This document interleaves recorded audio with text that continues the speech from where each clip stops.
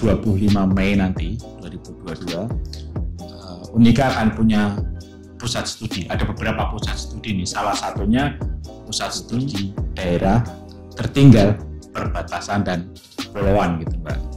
Sebenarnya sih tidak ada nama khusus untuk pusat studi tersebut, Mbak. Hanya karena DTPK itu unik, di mana di daerah-daerah tersebut selalu didengung-dengungkan bahwa ketersediaan tenaga sarana prasarana terutama di bidang kesehatan itu kurang. Padahal tidak. Atau saya dan tim pernah ke daerah sana itu fasilitas kesehatannya sama dengan di Jawa, Mbak. Standarnya sama, peralatannya pun sama. Kesehatan itu merupakan investasi inti dalam mendukung pembangunan nasional nih, Mbak. Bahkan di Undang-Undang Dasar Negara Republik Indonesia, dari situlah Unika itu melihat di daerah-daerah tersebut seharusnya sama, dan DTPK punya terminologi yang pas untuk melihat nih, kenapa sih selalu ada disparitas atau kesenjangan di Indonesia antara yang di Jawa dengan di daerah yang tadi tertinggal, perbatasan, kepulauan. Pemerintah sudah dengan segala upaya ini menggelontorkan tidak hanya uang nih, Mbak, kebijakan, SOP, dan segala macam supaya apapun yang ada di Indonesia ini sama, merata. Tapi kenyataannya masih banyak kasus-kasus yang preventable death, banyak kasus kematian yang seharusnya bisa dicegah. Kemudian akses air bersih menjadi sangat sulit gitu. Kemudian kalau saya melihat ke sana itu ya, Mbak, akses jalan itu sudah sedemikian bagus nih dari DTPK. Cuman pada saat dia membutuhkan mobilisasi pasien, nah seringkali terlambat. Bahkan tenaga dokter pun kita sudah punya standar kompetensi Indonesia, dokter Indonesia, jadi harusnya sama. Jadi memang apa ya, kita butuh koordinasi nih, Mbak, dari atas sampai ke stakeholder yang paling bawah. Dalam hal ini adalah pemerintah daerah, mungkin juga orang-orang di daerah tersebut yang kita namakan suatu kearifan lokal. Diharapkan si Unika bisa membantu nih, Mbak, mencari celah, memberikan saran. Tentunya saran itu berdasarkan dengan data-data apa yang kami dapatkan di lapangan bersama dengan pemerintah daerah, sehingga bisa muncul suatu kebijakan untuk daerah tersebut. Jadi dari kebijakan-kebijakan tersebut, maka kita akan menganalisis sejauh mana perilaku dalam hal ini, salah satunya adalah tenaga kesehatan yang memang mereka ditempatkan di daerah-daerah yang terpencil tersebut, dengan melihat mereka kan pasti punya kekuatan nih, pasti juga namanya sebagai individu mereka juga punya kelemahan, tetapi mereka di sana itu mampu loh memahami persoalan-persoalan, memecahkan masalah, dan dapat mengambil keputusan-keputusan meski di daerah terpencil.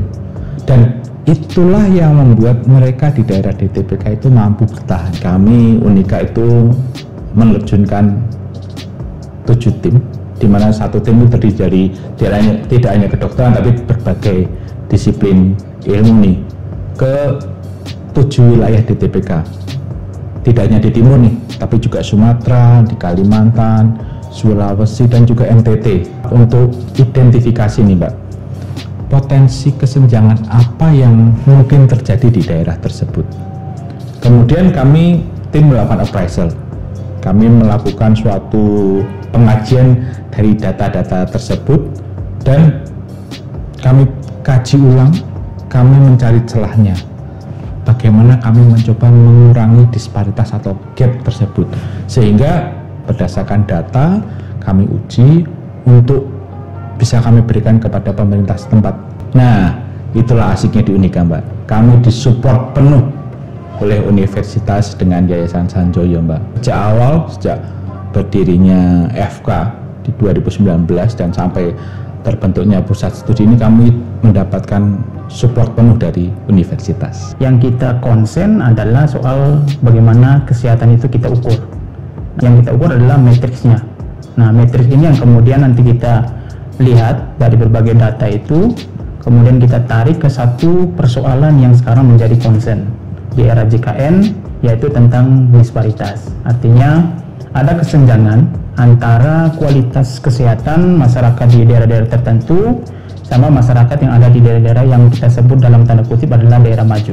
Itu kita memperjuangkan soal keadilan. Sebenarnya kalau kita bicara soal disparitas, itu sebenarnya sesuatu yang bisa dihindari.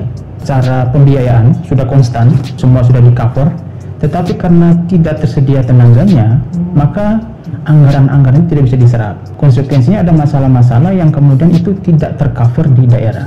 Strategi itu sebenarnya kita mengacu pada dua pertimbangan dasar. Sisi yang pertama itu kita bicara soal supply-nya, jadi seberapa banyak pusat studi yang punya concern di situ.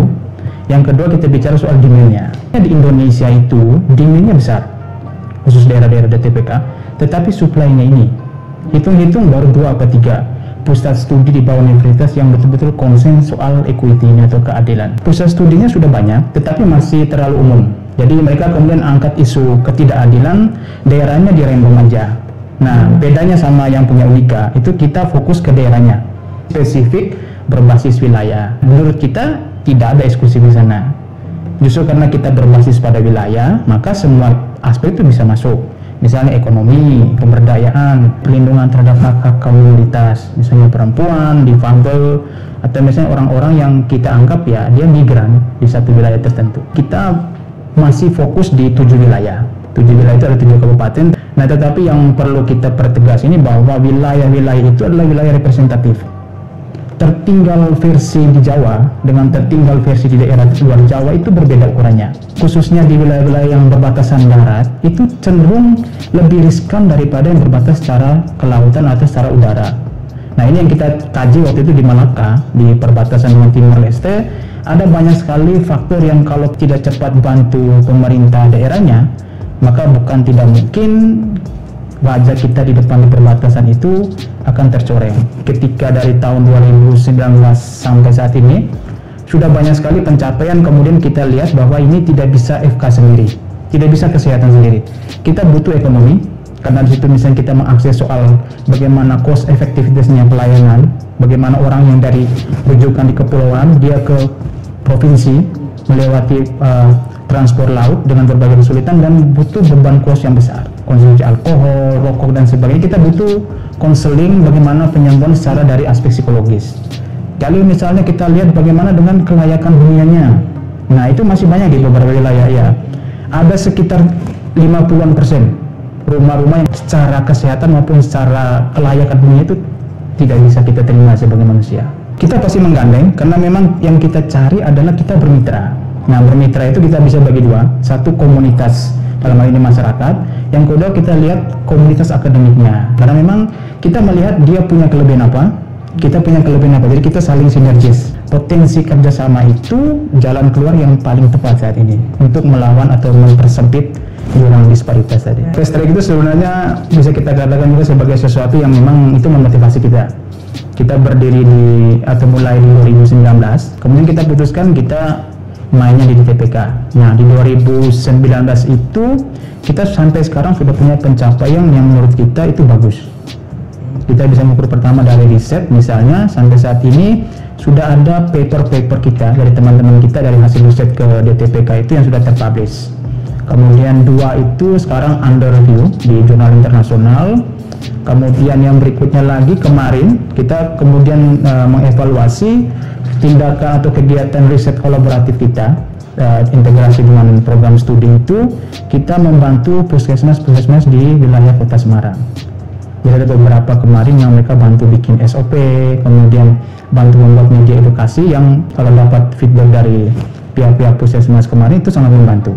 Memang pusat studi ini belum ada sebenarnya, tetapi untuk inisiasinya kita sudah mulai dari tahun 2019. Pencapaian memang belum banyak.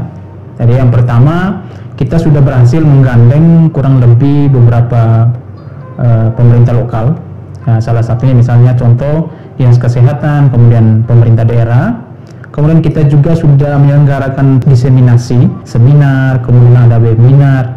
Dan harapannya pencapaian sudah ada ini kemudian itu semacam menjadi starting up kita untuk ke depan bahwa pusat studi ini tidak hanya menyelenggarakan penelitian, tetapi dia juga menyajikan bagaimana sharing knowledge itu, kemudian ada transfer knowledge, kemudian bagaimana hasil-hasil studi itu ditransfer ke dalam suatu kebijakan, dalam hal ini untuk menekan rentabilitas tersebut, disparitas kesehatan.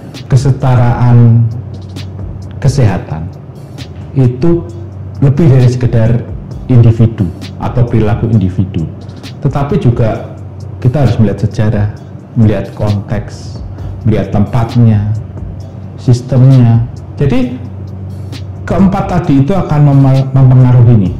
Dan sesuai dengan moto Unika, di mana Pro Patria et Humanitate, di mana kami Civitas Academica Unika dengan pusat studi DTPK itu ingin memberikan semua kemampuan, semua ilmu pengetahuan kami untuk Indonesia supaya Indonesia semakin maju.